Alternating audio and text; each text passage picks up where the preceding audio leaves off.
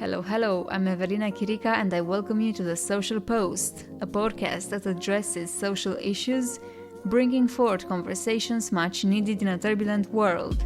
From the effects the pandemic has had on education around the world to the future of work, this podcast brings you matters that shape our debates in society.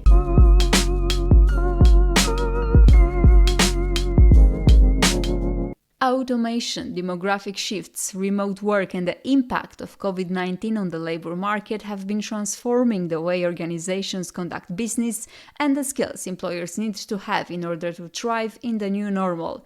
Callum Williams, journalist at The Economist, joins me today in an interview about the future of work.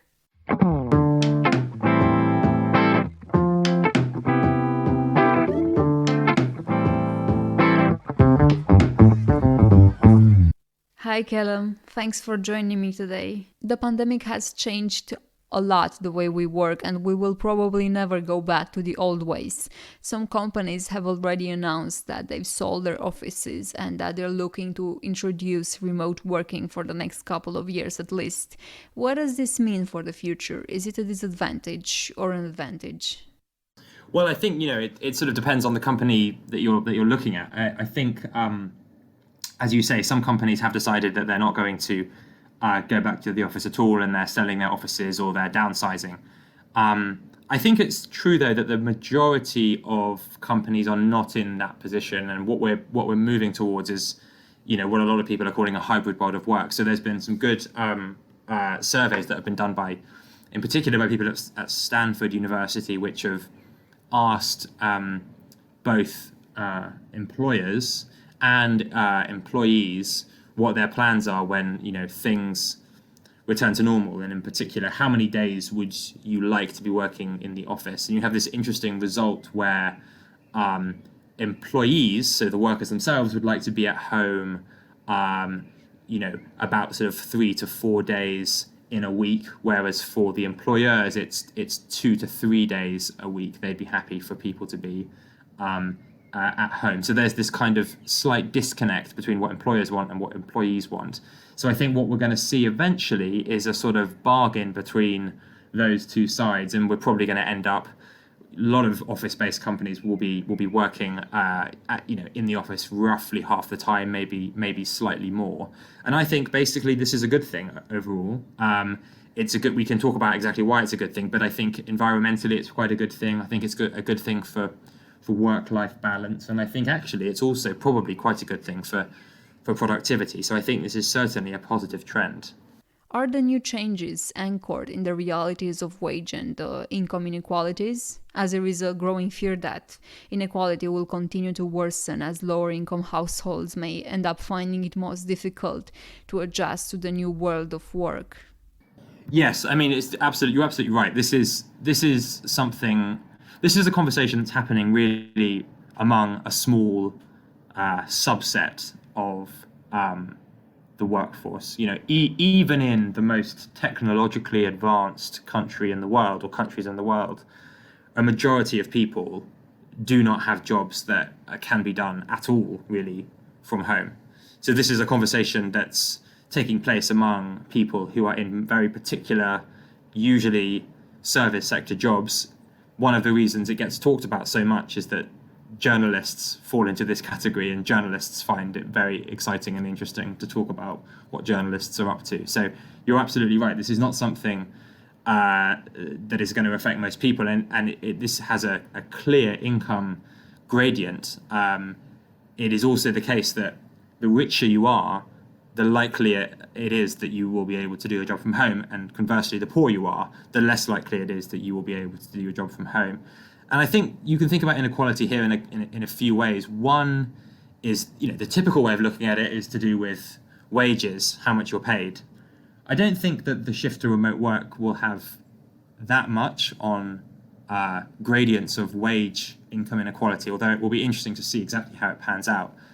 I think the bigger impact on inequality there is more to do with working conditions.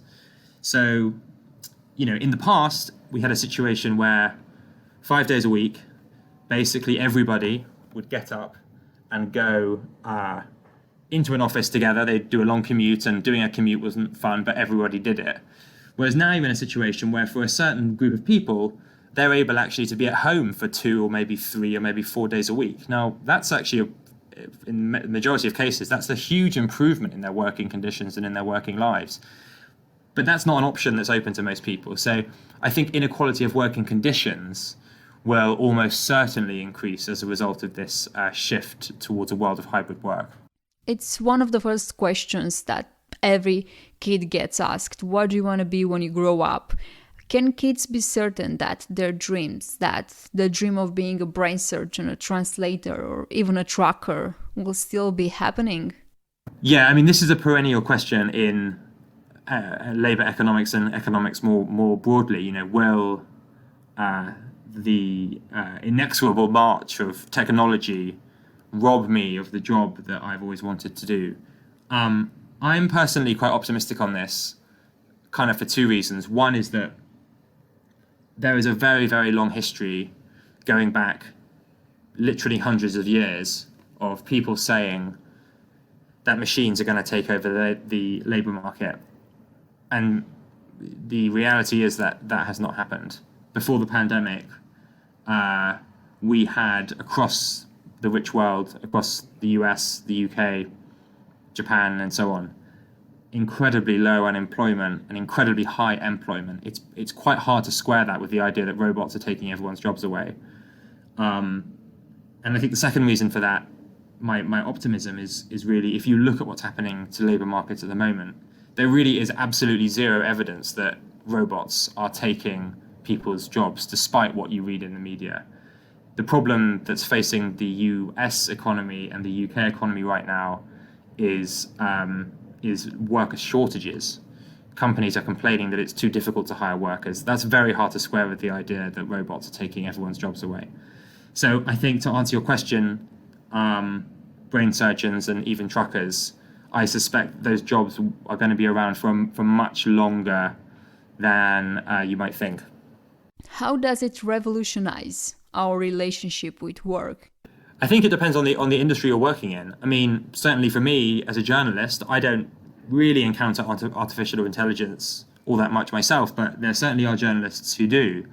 You now have a situation where artificial intelligence is able to write some fairly simple articles. So, for instance, if a company releases quarterly or annual results, it's possible to train a computer model to present those results as if a human journalist has written it. So you do have, some instances of artificial intelligence, playing an important role. I think probably the bigger factor, though, and the way to think about artificial intelligence is more as a complement to people's skills rather than as something which replaces it or replaces them. So a complement rather than a substitute. I mean, for instance, if you look at the way in which doctors, people who work in medicine, are using artificial intelligence and that kind of thing, it's more of a way of checking things, of doing the more boring tasks. The more difficult tasks are still done by humans.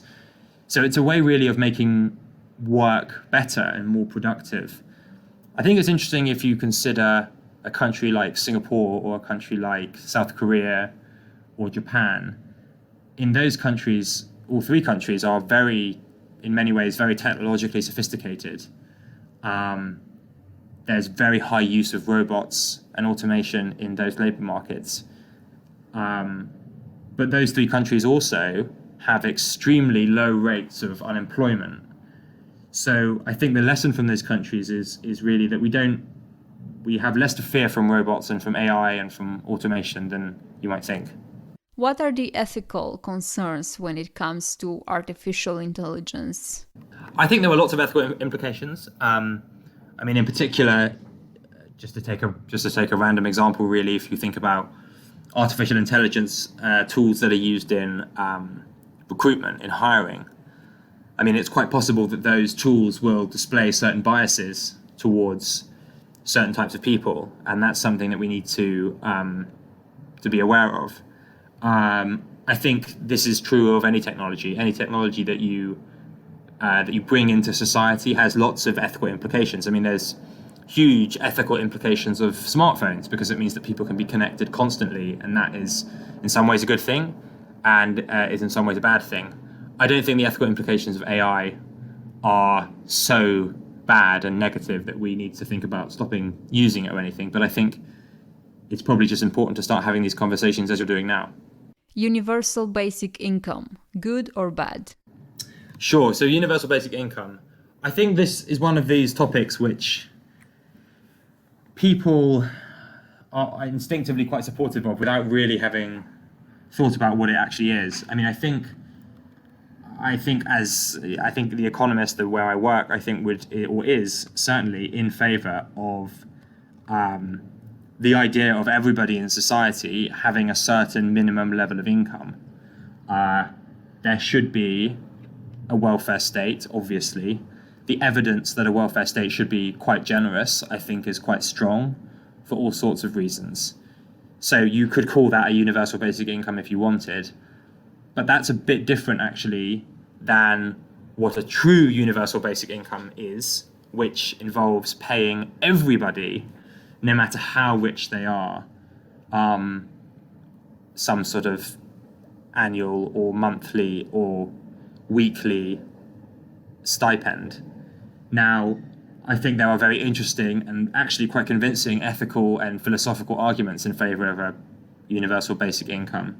I think it's right to say that we all have a stake in society and therefore we are all entitled to some of the fruits and the riches of that society. I think the difficulty we face, though, is that the cost of providing a universal basic income would just be extremely high.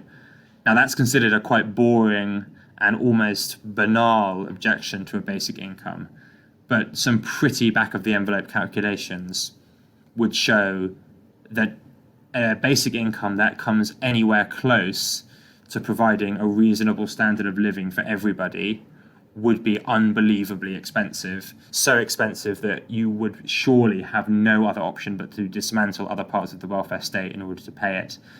So on those grounds, I don't think it is a good idea. But to emphasize, I do think it is a good idea for people in any society, if possible, to have access to a basic income if they are unable to provide an income for themselves. I think that's definitely a very good thing. Is it something that the governments are really considering? No, I don't think so. I mean, it's often the case that you'll hear governments talking about universal basic income and talking about the trials they're doing to see if a universal basic income works. So I'm thinking in particular, Scotland, the Scottish government has been quite vocal in its support of various universal basic income trials. There's one that just finished in a city in California. Finland has also done some trials of universal basic income. Again, it's interesting you ask that question because a lot of the discussion about this tends to sort of forget that actually what is being trialed in those countries is not actually a universal basic income. In lots of cases, these are payments that are made to very particular types of people rather than payments to everybody, which is what a universal basic income is. And I think the other point is that it's not enough simply to test what it's like to pay out the money.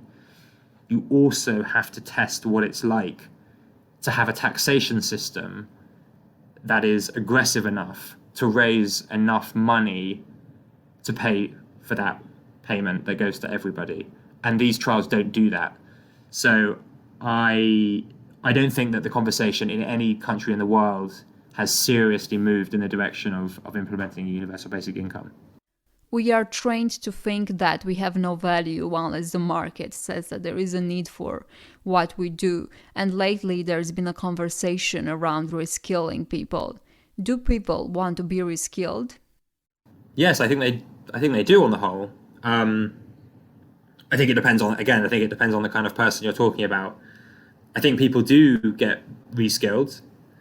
The evidence on the whole that government programs are good at reskilling people is quite limited. There are some exceptions, though. I think the most interesting exception is what Denmark does, Denmark spends a lot of money, a huge amount of money actually, much more than any other country relative to its economic size, on doing that kind of thing, on either funding training programs or funding programs that encourage people to find training for themselves. And I think the evidence from Denmark is that it works pretty well. The Danish economy tends to adjust fairly well to shocks, and Denmark has pretty low unemployment. I don't think it's enough to wait for people to decide to reskill themselves. I think the government has a role to play here as well.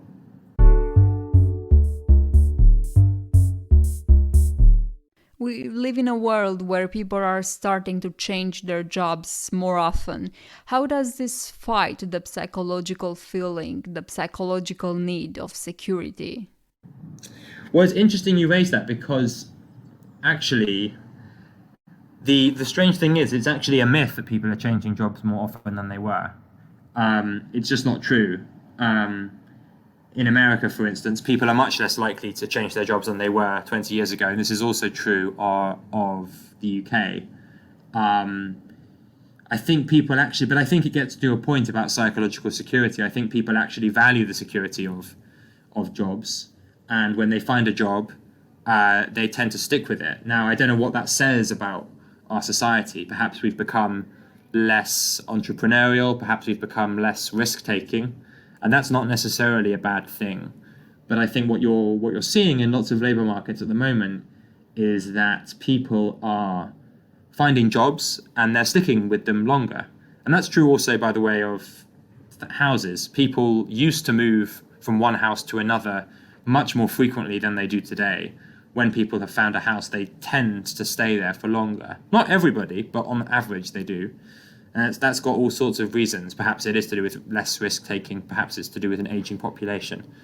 But I think you're right. People are always looking for psychological security, and you can get that via lots of different ways, whether it's via your job or via your house.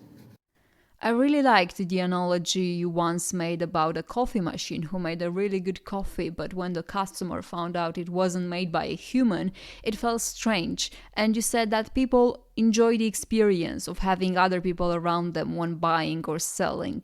How much will we miss that? Well, perhaps we won't miss it because it might not go away. I mean, I think this is a very important question. There's something that's very hard to measure when it comes to buying goods and services, I think. It's very hard to know why people value something. But my personal view is that if you look at the structure of people's spending, what's happened even over the past 20 years is that a lot higher share of people's spending is going on services rather than goods. So even as late as the year 2000, the majority of American households' annual spending was going on goods, so stuff that you can pick up, stuff that you can touch. And now the majority of it is going on services. And I think there is something to be said for the fact that when people go, say, to a restaurant, or they go to a hotel, or they travel, or they go to the cinema, or they go to a theatre, or a massage, or physiotherapy, they are paying, at least in part, for the care and the attention of another human being. And I think it's all very well to say that a robot can do those jobs. But I mean, I know for a fact that if I went to a restaurant or a bar that was completely staffed by robots, it would feel quite empty and quite boring. It might be fun the first time because it would be so unique. But it's not something I'd want to do every time. You want to be in a place where there's other people. It's just a very natural human thing. And I think this is a really underappreciated point in economics because it's a cultural question, and economists are often a bit bad at talking about cultural matters. But I think it's another reason to believe that the stories about robots taking over the labour market are probably overdone. People like having other people around. It's a very simple point, actually. How long until we see this automation being adopted in workplaces? Well, I mean, I think the thing to remember is that automation has always been happening in one form or another.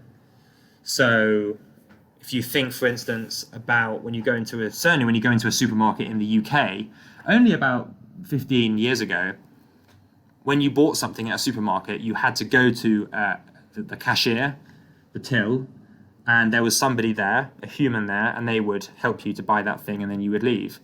And now it's perfectly common to do a checkout yourself, a self-checkout. Now that is automation in the labor market. That's it happening.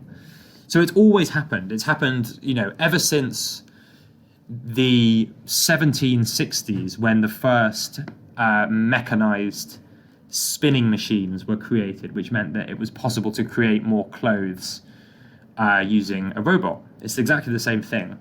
So that it will continue. But the question that I think needs to be asked is it going to put people out of work permanently? Jobs always come and go. It's one of the things that's happened in capitalism over the past 300 years. And I think that will continue to happen. But what I don't think will happen ever, actually, or at least not for a long, long time, is that we'll move into a situation where it's literally not possible for some people to find work because robots are doing everything. I just don't see that happening. As you argue in your report, before the pandemic started, there has been a divide between the less educated and the more educated. How has that changed now, and how it will look like in the future?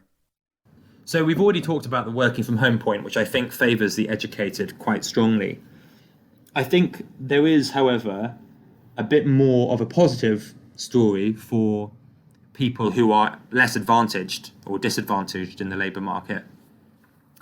And that's to do with how central banks and how governments, policymakers, economic policymakers, how they think about labour markets. And I think what you've seen over the past year is a recognition from policymakers across the world that it's very, very important to create the conditions under which as many people as possible are able to find work.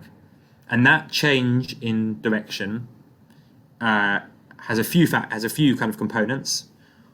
And the most important one, I think, is that policymakers are keener than ever, I think, on implementing a large amount of economic stimulus. So you've seen this in the US in particular, where the federal government has implemented vast amounts of economic rescue, trillions of dollars worth, and also the Federal Reserve has pledged to keep interest rates very low for a very long time. Now, the people that benefit from economic activity being given this boost are less educated people who are more disadvantaged. They disproportionately benefit from this because they're the ones who lose out most when the economy is doing badly. So I see that as actually quite a progressive shift that the pandemic has created, and actually quite a positive trend generally. Do you think that maybe the education system has to change in order to keep up with the times? I'm not an expert on the education system, so I wouldn't profess to know. I mean, I think it depends on what you need to achieve. I mean, yes, I think it would be better, definitely better, for lifelong learning provision to be improved, so people are able to create and find and teach themselves better skills. I think no one would argue against the fact that schools need to be well funded. But my sense really before the pandemic is that labour markets were actually working pretty well. People were enjoying their work more than ever. Their wages were growing reasonably quickly.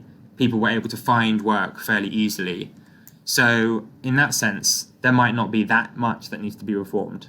Who is winning this race? Well, I think the thing to remember is that humans are in control of automation, both in the supply of automation to the labour market and in the demand for automation. Now, we're not at the stage of what they call the singularity, where robots are smarter than humans. We're not at that stage yet. So, destiny is in our hands. If we don't want to have an automated labour market, we don't have to have one. And I think the evidence so far is that we don't want one. And so, to answer your question about who's winning, it's definitely humans. Callum, thank you. Thank you for listening to this episode of The Social Post. I'm Evelina Chirica, and you can find me on Twitter at Chirica Evelina. Make sure to follow The Social Post on Spotify and Instagram at The Social Post. Tune in next week for the final episode of this season, where we talk about education in COVID times.